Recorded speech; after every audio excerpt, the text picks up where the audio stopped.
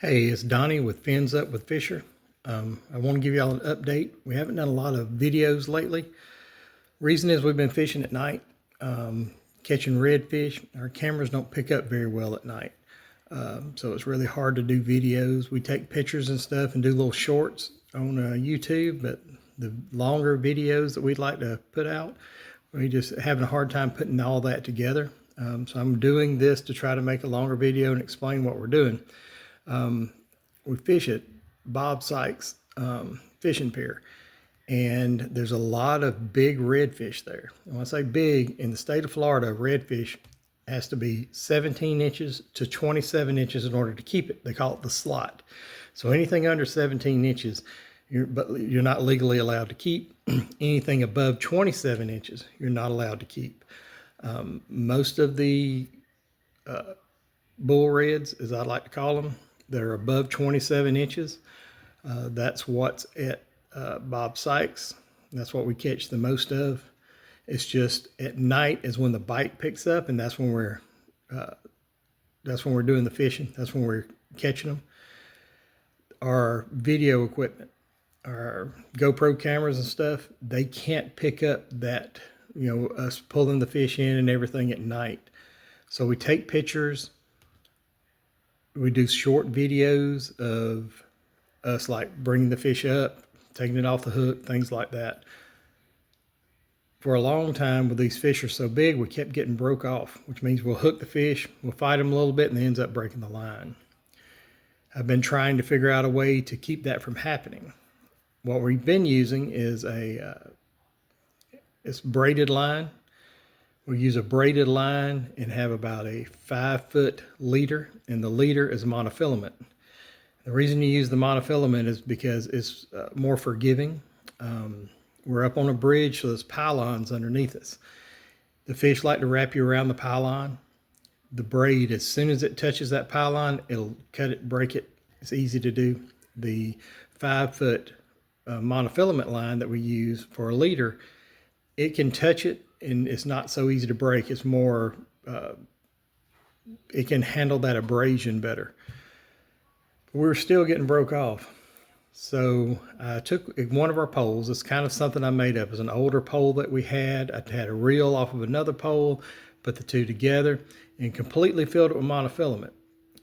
The reason people don't do that is because, one, is that you can't put a lot of line on it because the monofilament is so thick. Another is it doesn't cast well. The weight of the line is so heavy when you throw it out, it just doesn't cast well. We're fishing from the bridge, and usually we're fishing underneath the bridge or directly down below us. So the monofilament, we don't really have to throw it out. We drop it down with weight. So the monofilament works well. So yesterday I set up a pole, and we went last night, went fishing, and hooked up on the reds pretty easily. The monofilament line did well. I have other poles too that I had out. Again, the pole that I use most of the time, it has a 40-pound braided line with a 5-foot leader of monofilament and stuff. I hooked one last night with it. Fought them and fought them and fought them. And with redfish, you have to let them pull for a while. You have to play them. Keep your drag a little light, let him pull. As he starts to give up, you'll start to pull him back and reel him. And you have to play him back and forth. But usually you give it a few minutes and the redfish will tire out. And when he tires out, he'll come to the top of the water. You can pull him up. We have a drop net. We drop down, pick him up.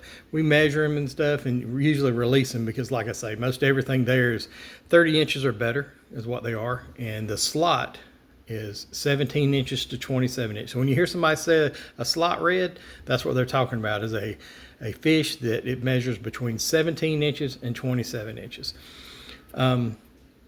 Well, the one that I hooked last night on my regular pole that still has the braided, I got it all the way to the top after fighting it for a minute or two. Got him to the top. We started to drop the net. He had one more burst of energy in him. He took off to the bottom, snapped that braided line. So I got the other pole out, got it working, and ready, got in the water. Sure enough, got a hit on it. He pulled, went under the bridge, went around the pylons and stuff. I was able to get him back out, bring him up, and got him to the top, we put the drop net down, pulled him up and stuff, and I have video of us unhooking him. I have pictures of us holding him and stuff like that, and I'm going to include them in the end of this. So we're going to try to do that more often. Now, with our GoPros, even our cameras, if you have an idea, when I say cameras, I'm talking about the camera on your phone. If you have an idea of a better way of taking videos at night like that, other than putting out lights, because I don't want to do that. We're in a public area and I don't want to light the whole area up. There's lots of people around us that are fishing also. So if you have an idea, if you could, just put it in the comments. Let us know a better way of doing it so we can get more videos to you, because that's what we would like to do. And again, I appreciate you subscribing to our channel. Please subscribe, hit the like button for us. I'd appreciate that. And I'm going to attach to the end of this, the video that we took after we brought them up and the pictures of the fish. Thanks again. All right. Yep, we're fixing to. See what we got tonight? Where's the tape measure at? Right here. You want to measure him? Yeah. I'm going to measure him, see how big he is. I think he's bigger than he looks in this video. You measure him with a pinch tail, they say. You to the front? Oh no, he ain't in slot. No, he's not in slot. No. 31 inches. He's pretty though. All right, we'll get him up and take some pictures.